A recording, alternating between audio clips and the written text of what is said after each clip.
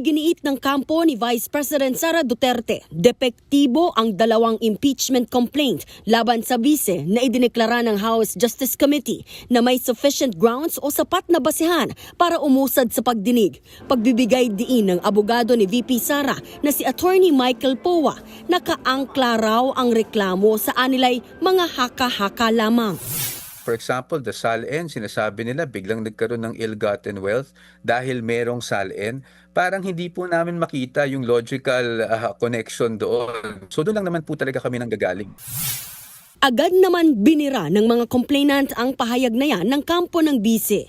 Nanindigan silang sapat ang inilakip nilang datos at mga dokumento para patunayan ang kanilang mga alegasyon. Tila may malubha raw na pagkakamali ang mga abogado ni VP Sara sa kung paano nila nauunawaan ang konsepto ng ultimate facts.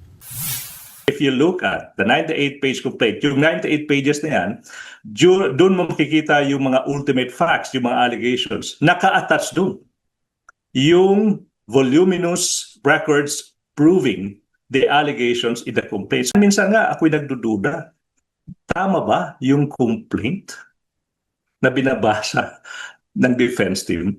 Yung pag-utos, yung pagkuha ng allocation ng confidential funds, yung pagpirma ng certification, ng liquidation, yung kanyang pag-utos na ibigay kay Colonel Lachica, hindi ho ba facts yan?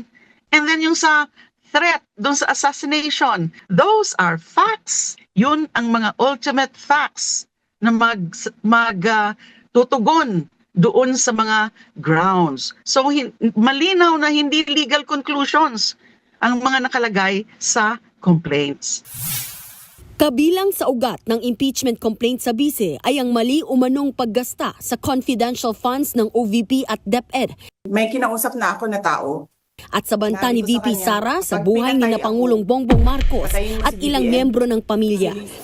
Samantala, kinumpirma ng grupo ng third complainants na nakatanggap na sila ng notice tungkol sa pagsisimula ng pagdinig na nakatakda sa March 25.